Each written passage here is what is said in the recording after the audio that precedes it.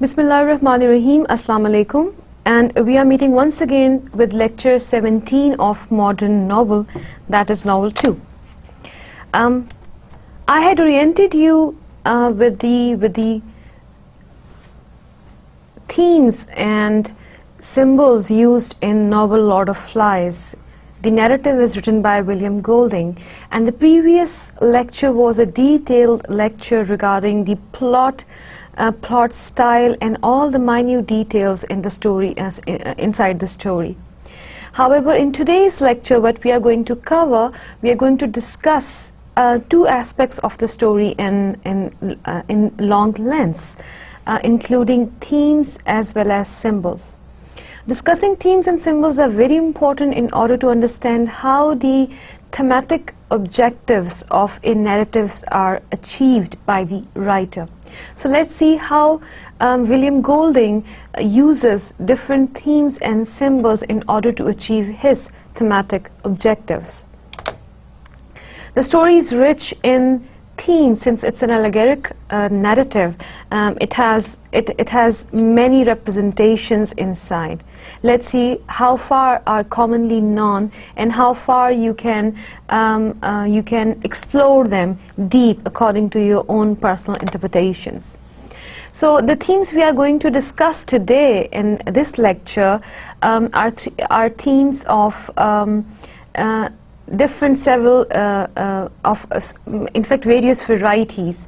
We are going to discuss theme of primitivity. We are going to discuss theme of civilization. We will also be discussing theme of innocence, rules and order, fear, power, identity, religion, wisdom and knowledge, youth, so on and so forth. However, if there is anything else that comes to your mind and you think that you're able to substantiate that point of view with reference to text, you are most welcome. Nothing is final, there is no rule of thumb, nothing is to be followed religiously. These are generally commonly understood themes presented in Lords of Flies by William Golding, but at the same point I will still say this: if you find there's another theme that you can come up with that you think has been well representative by the writer and you have reasons to say that, please come up with that.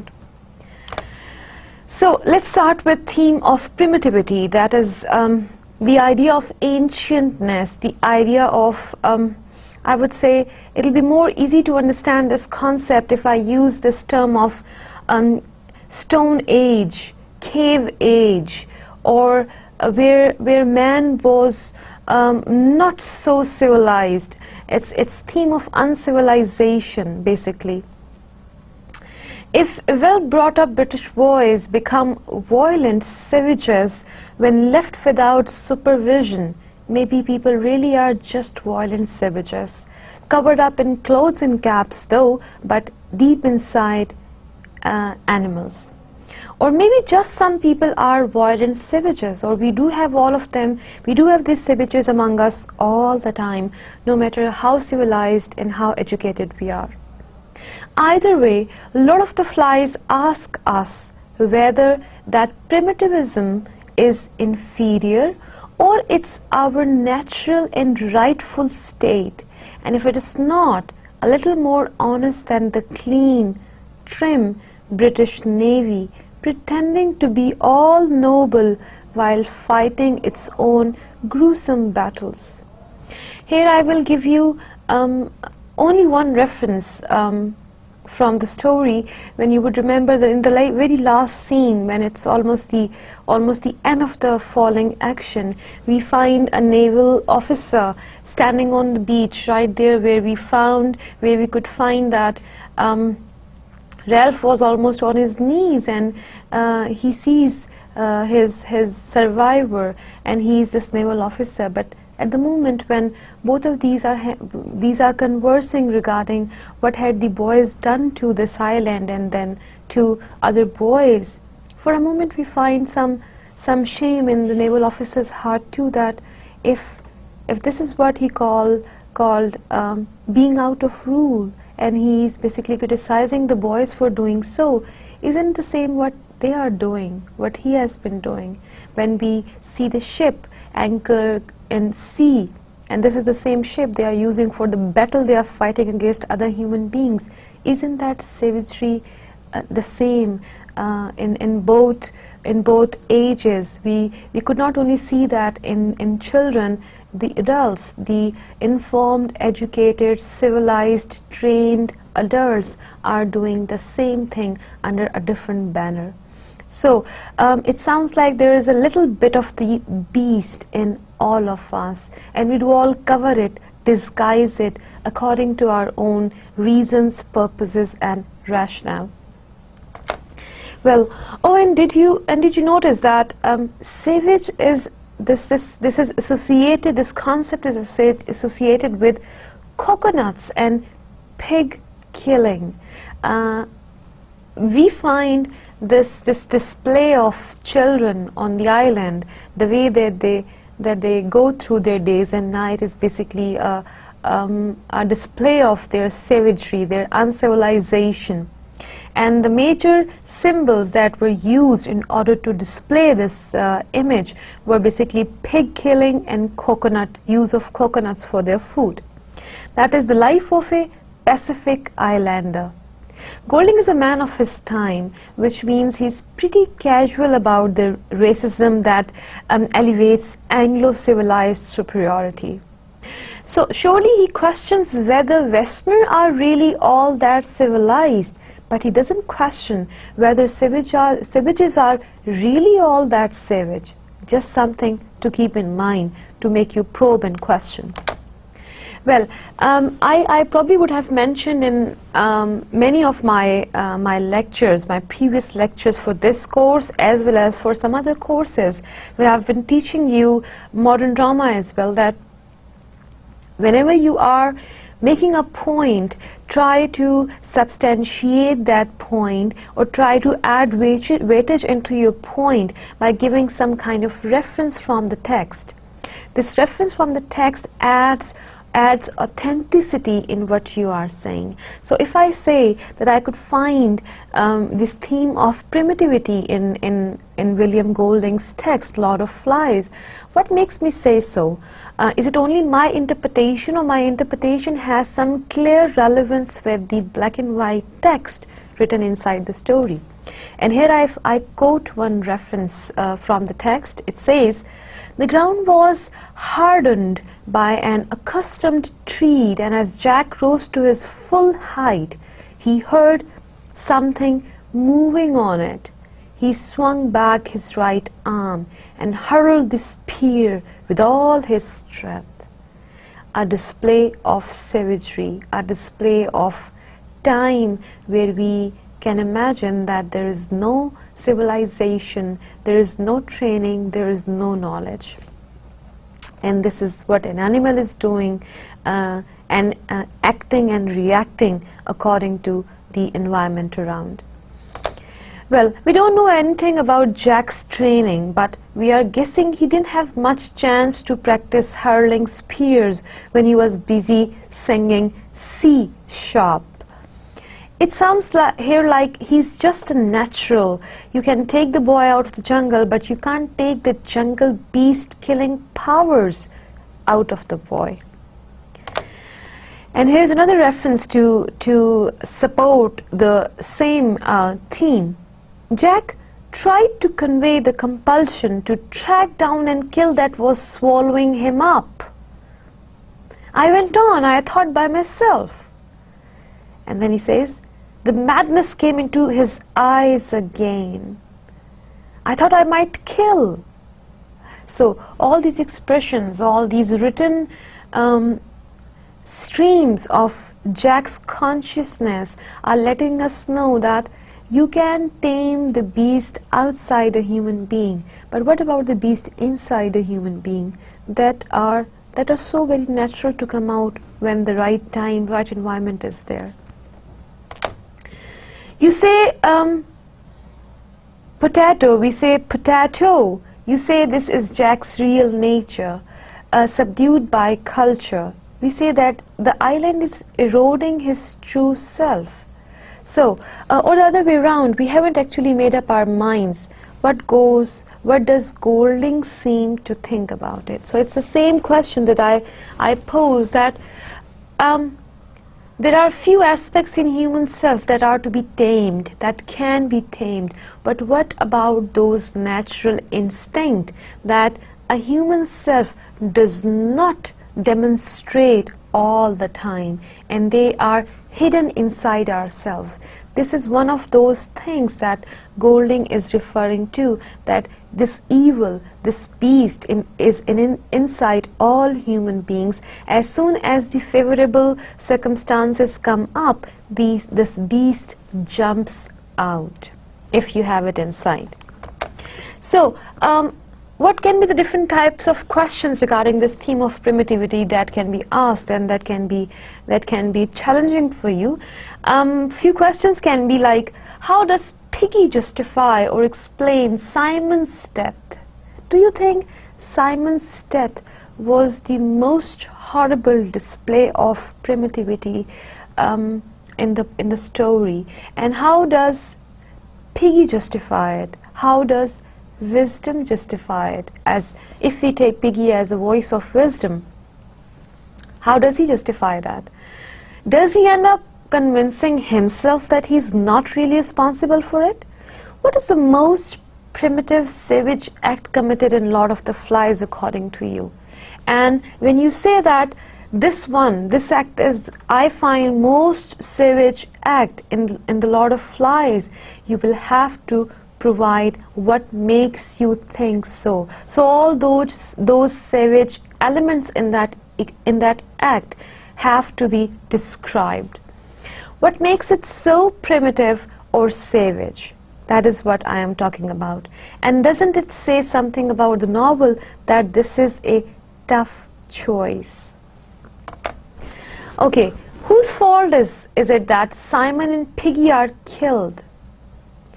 Is there a difference here between being at fault and being responsible for it? Who is the most savage character on the island besides Roger? Who is the most civilized, and how do we know the differences? Again, you have to provide reasons. Does Golding ever question what it means to be civilized and savage? Or is he pretty comfortable with the categories himself? Categories drawn by himself? Well, the second theme that we will discuss is the theme of civilization. Although it has almost the similar aspects into it, but again there are some differences. If some adult has ever snapped at you to be civilized, then you probably know that civilized ends up referring to all kinds of arbitrary things. Get your elbows off the table, say please and thank you, and don't chew with your mouth open. Don't make sounds when you are chewing. Don't flick spitballs at your sister, and this and that. These are few very common instructions that we give to our children, or in fact we get from our adults. This is how being civilized is translated in our society, and usually means not doing what comes naturally. This makes me ask you this very question, that what do you think is civilization? Do we change meaning of civilization according to societies? Do we change meanings of civilization according to our own choices and likes and dislikes? So what do we understand by civilization, as a matter of fact? At least that's how Lord of the Flies seems to see it. What comes naturally is running around slaughtering pigs in war paint. And what's civilized is having names, addresses, meetings, and elected leaders. What they are doing in the name of war is nothing different than these children. But those arbitrary markings of civilization might be the only things that make life worth living. So, different questions that can come up for this theme of civilization to assess your understanding can be like, are Ralph and Piggy the only defenders of civilization on the island? Do you think so? If you do, what makes you say so? What does civilization mean to them? And when you are explaining it, I would suggest do point out your own understanding of civilization in comparison. Does Ralph end up giving up on civilization by the end? What are the differences between savagery and civilization? And is savagery actually the opposite of civilization? If not, then what is it? Alright, another angle that William Golding would try to bring in front is the theme of loss of innocence. Now, what is this innocence in the very first place? The boys of Lord of the Flies are standard on the island at just the right age, between 6 and 12, roughly though, to drop the idealism of youth and face the real world. How convenient, and what better place to do so than an uninhibited island free of rules, restrictions and adults. Their real world is less the soul-killing drudgery of a 9-to-5 job, property taxes and a baby who won't sleep through the night than the savagery of untamed human nature. But it's a loss of innocence all the same when we and the kids realize that there is nothing innocent about childhood after all. The novel ends with its main character Ralph weeping for the end of innocence, the darkness of man's heart. This is very symbolic in nature when William Golding uses two different ages to show us this presence of innocence or loss of innocence. He shows the children in the age of their teens who are on the island, and when they are not given any rules and regulations, or probably even when they are given and not monitor for it, you see their true natures out. And on the other end, you see another category of age there who are trained and under the rules and monitors. However, still they manage to do what they naturally in need of doing. Well, at what point in the novel does Ralph start thinking that mankind is inherently evil? Do other characters come to the same conclusion? Do you think so? Are the terms mankind and man's heart used interchangeably in this novel? What might be the difference between the two terms? How do you interpret them? This is very important. Do you think mankind and man's heart can be interchangeably used? Well, another very important question is, when Ralph talks about the darkness of man's heart, is this a cop-out? Do you think it's easier for Ralph to think man is inherently evil than realize that all the boys, including Ralph, have chosen to be violent and hurtful? Is Golding suggesting that children aren't actually innocent? Well, so what do you say about this theme of rules and orders? Do you think this theme exists in the novel and the story? Well, be honest, if you woke up tomorrow and every adult on the planet had vanished, what would you do? That's a very tricky question. Well, I'm asking this question to you too. For the adults out there, what if you woke up and every police officer and credit rating bureau on the planet had vanished? What would you do? We have two categories now, a category of children and category for adults. And both are given the same situation. And I would want you to place yourself in both categories and try to answer this question. And let's see how many of you are able to keep the beast inside you, and how long. Would you dutifully get out of bed, brush your teeth and head to school to try to organize the remaining kids into a democratic society? Or would you like to be a very kind, very nice gentleman, would get up, get your breakfast done, going to office on time, doing all the chores without knowing that nobody will monitor your work? Well, Or would you turn on the TV, break out the hot Cheetos and have a hollow marathon, assuming the power grid was still working? Or you won't do you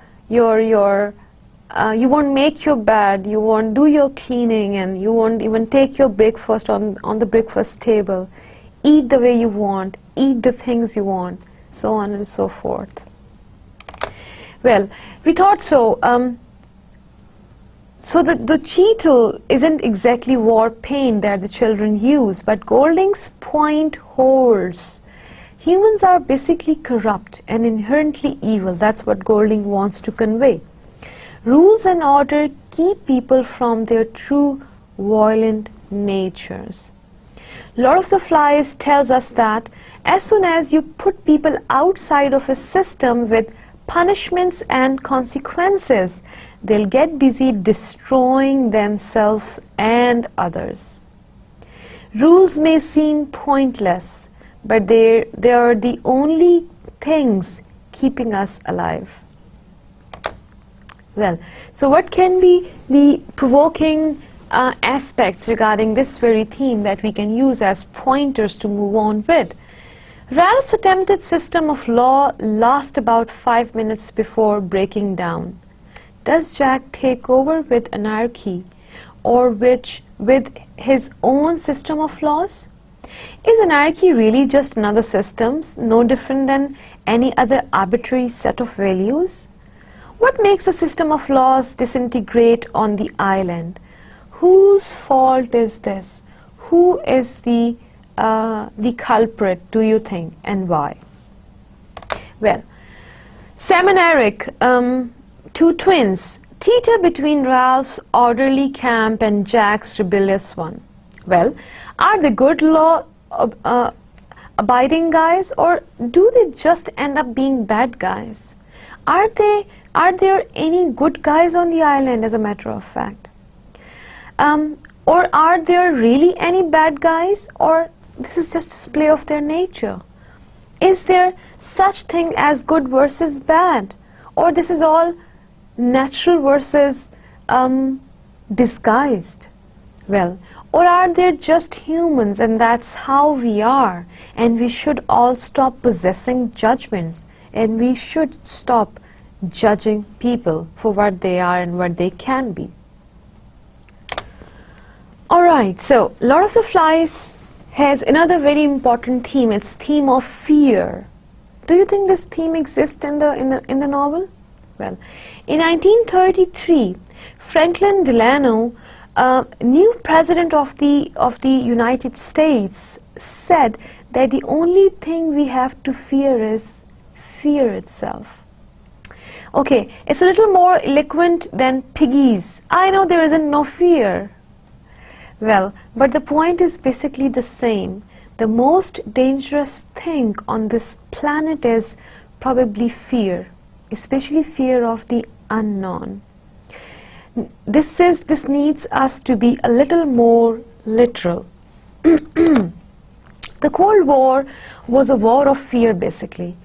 Each side was so afraid of the other starting nuclear war that they built up their nuclear capacity until the entire world could have been blown away if someone's trigger finger had just jerked.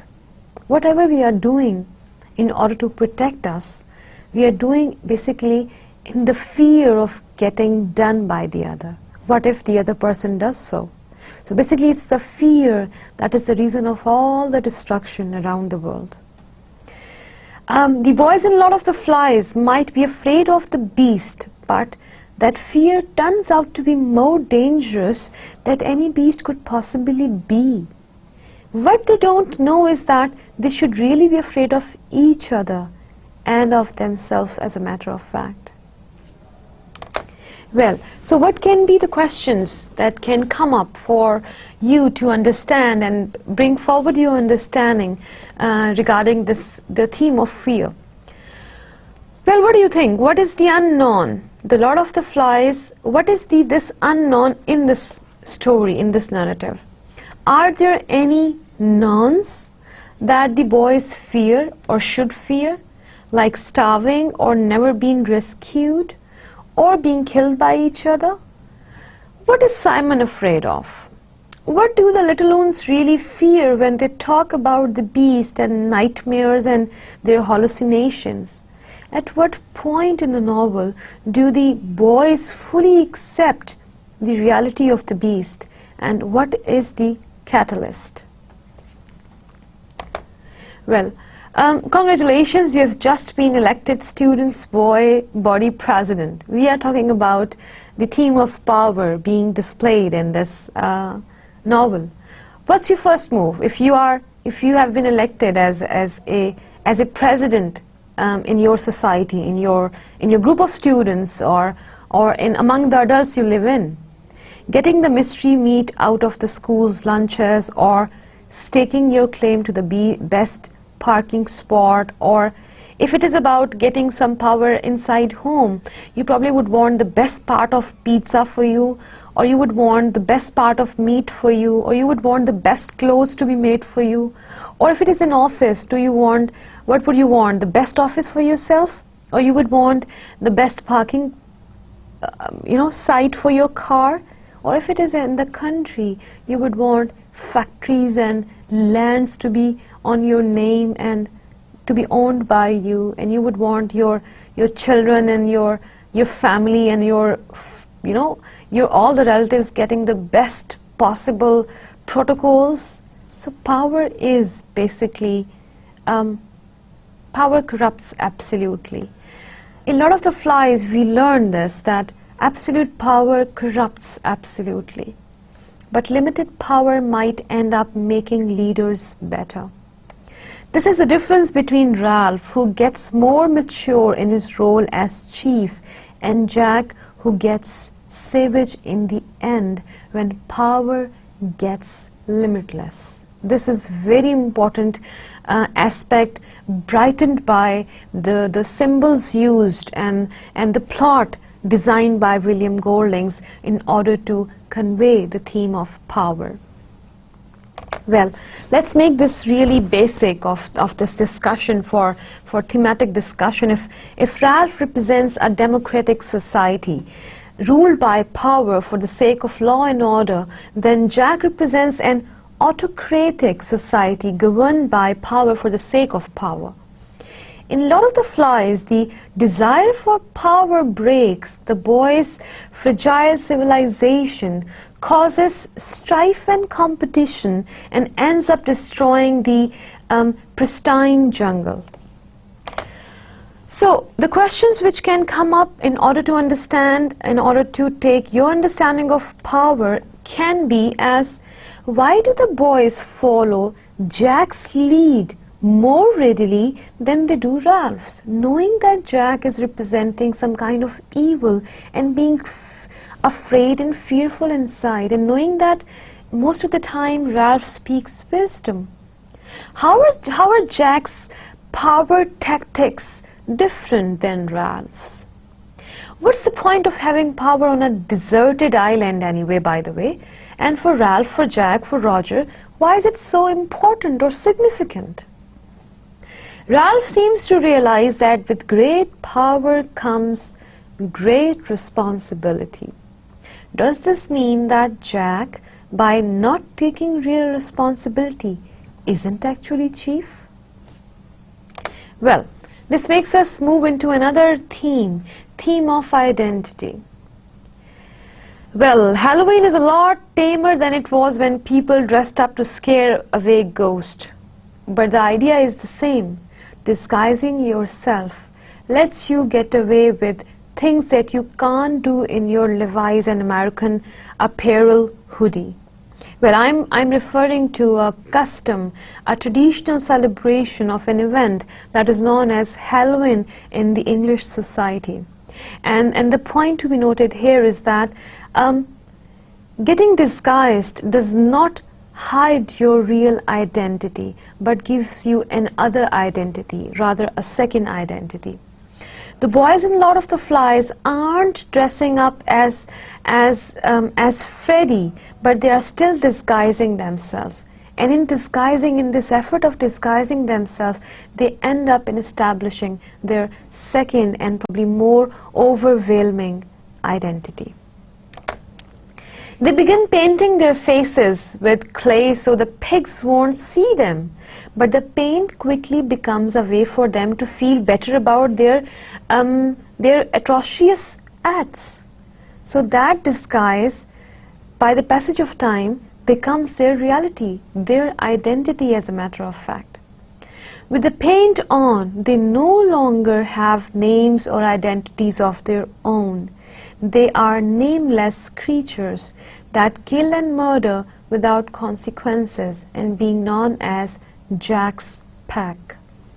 Without a self to control, there is no need to control themselves.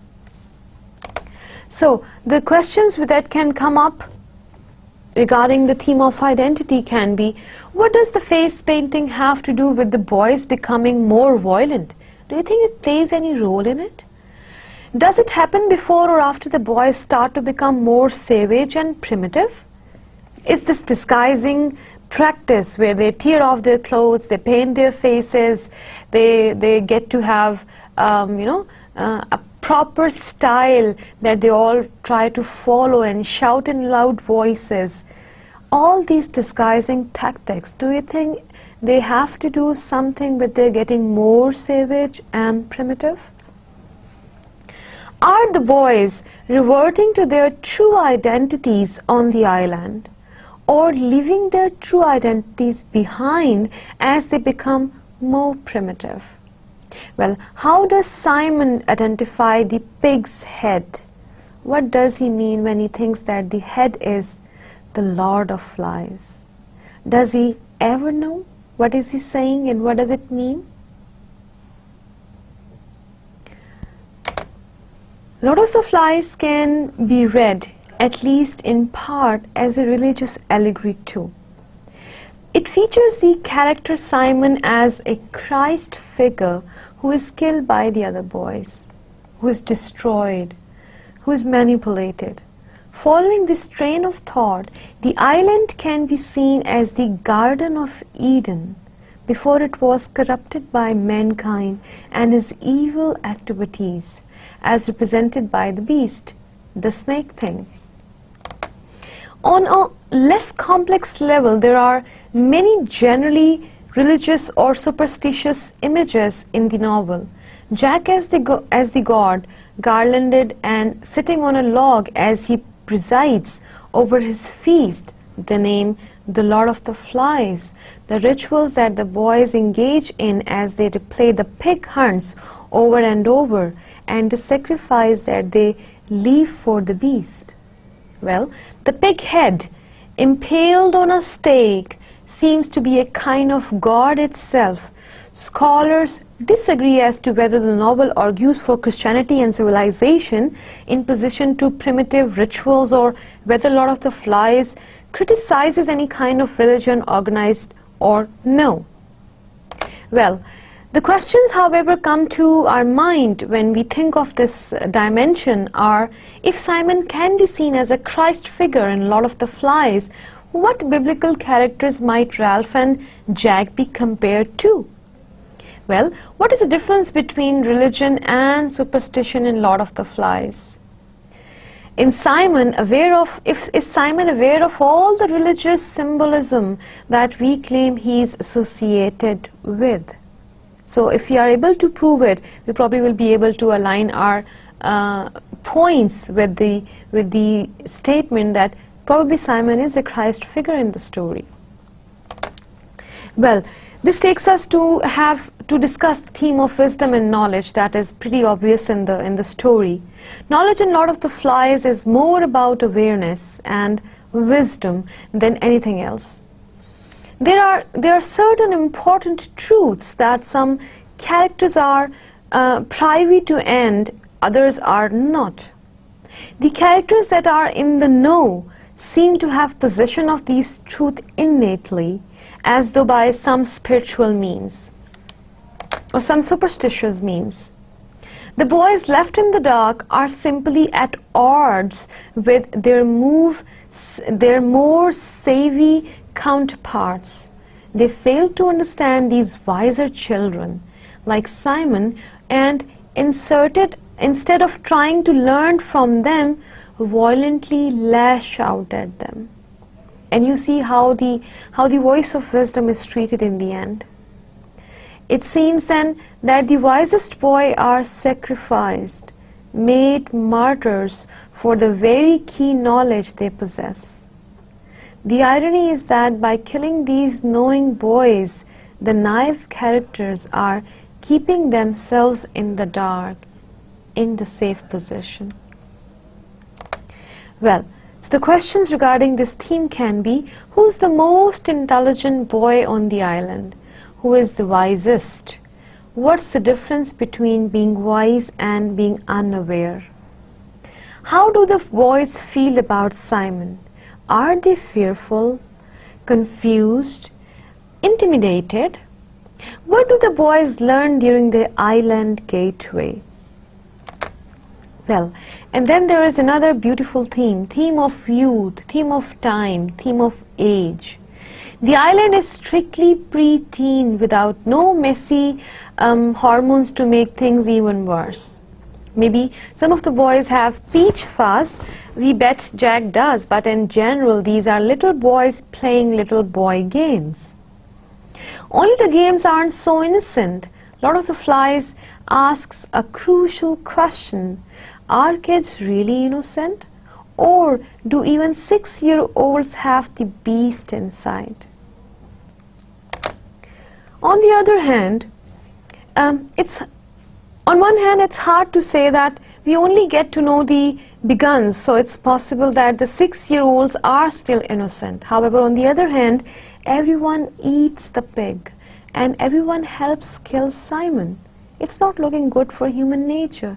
So what justification do we have that children are innocent, or they are not? They all are not devils, if we are using this word for that matter. So the questions can be, are the children innocent? Are they corrupted by the island and their situations, or do they bring their own darkness with them on the island? Has Ralph grown up by the end of the novel, or does weeping show that he's still a child and he gives up? Which characters act the most like adults? What does adulthood seem to mean in the story? Well, after discussing this theme, we would like to bring a few bright counterparts into comparison in order to understand them a bit more. So for that matter, we are going to have a discussion regarding civilization versus savagery. And so, since it was it was part of few questions that I named in the beginning, it's important that we discuss it together. So the central concern of Lord of the Flies is the conflict, a major conflict between two competing impulses that exist within all human beings.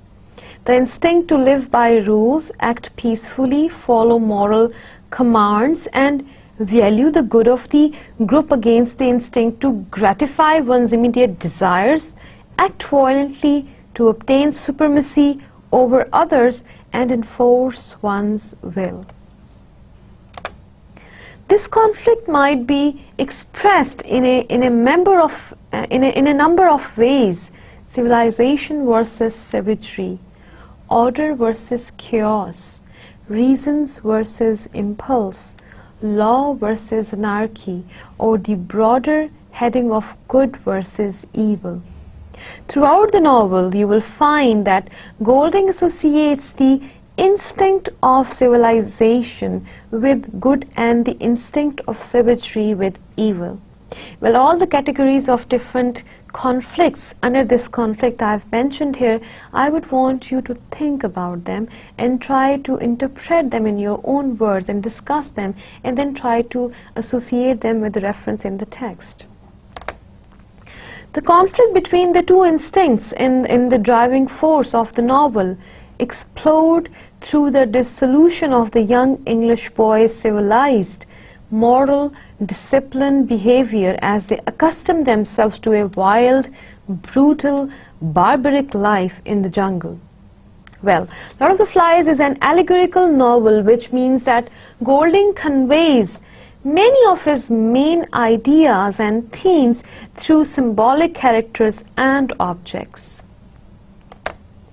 He represents the conflict between civilization and savagery in the conflict between the novel's two main characters, Ralph and protagonist, who represents order and leadership, and Jack, the antagonist, who represents savagery and the desire for power, absolute power.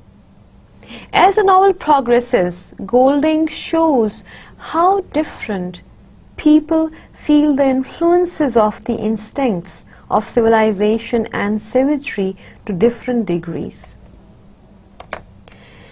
Piggy, for instance, has no savage feelings, while Roger seems barely capable of comprehending the rules of civilization. So these are altogether conflicting characters. Generally, however, Golding implies that the instinct of savagery is far more primal and fundamental to the human psyche than the instinct of civilization. Golding sees moral behavior in many cases as something that civilization forces upon the individual rather than a natural expression of human individuality when left to their own devices. And Golding implies people naturally revert to cruelty, savagery and barbarism because of the beast inside them, because of the evil inside them. And as soon as they stop monitoring themselves for the good, evil comes out. This idea of innate human evil is central to this novel, Lord of the Flies, and finds expression in several important symbols, most notably the beast and the sow's head on the stake. Among all the characters, only Simon seems to possess anything like a natural, innate goodness, which is killed and murdered by the evil eventually. So, what do we say about this loss of innocence? This can be discussed as a separate major theme, a major issue being discussed by William Golding. As the boy on the island progressed from well-behaved, orderly children longing for rescue to cruel, bloodthirsty hunters who have no desire to return to civilization, they naturally lose the sense of innocence that they possessed at the beginning of the novel. The painted savages in chapter 12 who have hunted, tortured and killed animals and human beings are a far cry from the Gulliver's children swimming in the lagoon in chapter 3. But Golding does not portray this loss of innocence as something that is done to the children. Rather, it results normally from their increasing openness to their innate evil and savagery that has always existed within them. Golding implies that civilization can mitigate but never wipe out the innate evil that exists within all human beings. The forest glade in which Simon sits in chapter 3 symbolizes the loss of innocence. At first, it is a place of natural beauty and peace, but when Simon returns later in the novel, he discovers the bloody sow's head impaled upon a stake in the middle of the clearing. And the bloody offering to the beast has again disrupted the paradise that existed before, and in fact made it corrupted. A powerful symbol of innate human evil disrupting childhood innocent, the beast head is. So this was a clear discussion regarding different themes playing their role in the narrative Lord of Flies by William Golding, and we did not all discuss the themes in detail, but we also discussed the two major issues brought forward by William Golding, which include theme of consciousness and with the help of theme of consciousness, he brings forward the loss of innocence as well as the conflicting themes between evil and good. Now, after this discussion, let us have a look at the different motifs and symbols that are used in order to enhance the effects of these themes or knit them together to build the impact and effect that William Golding wants his writing to bring forward. Let's get into it and see what are different symbols that are used in the story. Well, we find some biblical parallels. We also find the conch shell very symbolic. Then Piggy's glasses play a very significant role. The signal fire, the beast, visibility versus invisibility, and the Lord of the Flies itself is a symbol used in the story. Let's start with the motifs and see what biblical parallels and where they are used and why are they used. Many critics have criticized Lord of the Flies as a retelling of episodes from the Bible. While that description may be an oversimplification, the novel does echo certain Christian images and themes. Golding does not make any explicit or direct connections to Christian symbolism in Lord of the Flies. Instead, these biblical parallels function as a kind of subtle motif in the novel, adding thematic resonance to the main idea of the story. The island itself, particularly Simon's glade in the forest, recalls the Garden of Eden in its status as an originally pristine place that is corrupted by the introduction of evil. Similarly, we may see the Lord of the Flies as a representation of the evil, for it works to promote evil among mankind. Furthermore, many critics have drawn strong parallels between Simon and Jesus. Among the boys, Simon is the one who arrives at the moral truth of the novel, and the other boys kill him, sacrifice him, as a consequence of having discovered this truth. Well, Simon's conversation with the Lord of the Flies also parallels the confrontation between Jesus and the devil during Jesus' 40 days in the wilderness, as told in the Christian Gospels. However, it is important to remember that the parallels between Simon and Christ are not complete, and that there are limits to reading Lord of the Flies as a Christian allegory. Save for Simon's two uncanny predictions of the future, he lacks the supernatural connection to God that Jesus has in Christian tradition. Although Simon is wise in many ways, his death does not bring salvation to the island. Rather, his death plunges the island deeper into savagery and moral guilt. Moreover, Simon dies before he is able to tell the boys the truth he has discovered. So here we find him more like, Christ, more like a biblical reference here than just a character in the story. Jesus, in contrast, was killed while spreading his moral philosophy. In this way, Simon and Lord of the Flies as a whole echoes Christian ideas and themes without developing explicit, precise parallels with them.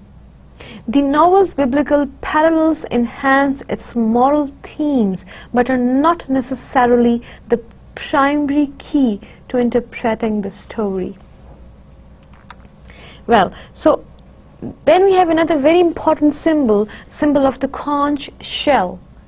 Well, Ralph and Piggy discovered the conch shell on the beach at the start of the novel and use it to summon the boys together after the crash separates all of them. Used in this capacity, the conch shell becomes a powerful symbol of civilization and order in the novel. The shell effectively governs the boys' meeting, for the boy who holds the shell holds the right to speak. In this regard, what we can understand is that the shell is more than a symbol here. It is an actual vessel of political legitimacy and democratic power. As the island civilization erodes and the boys descend into savagery, the conch shell loses its power and influence among them. Ralph clutches the shell desperately when he talks about his role in murdering Simon.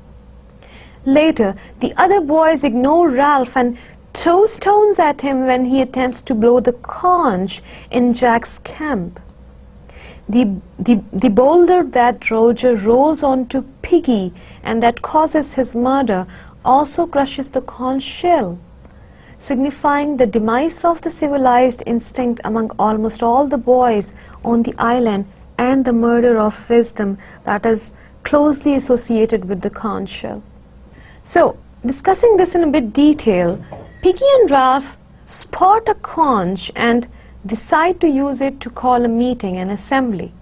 All right, island society is off to a good start. Discipline. The boys impose a rule of the conch on themselves, deciding that no one can speak unless he's holding the conch. As a representative of law and order, the conch helps Ralph get elected. The being that had blown that had sat waiting for them on the platform with the delicate thing balanced on his knees was set apart. Well, even Jack respects the conch at the beginning.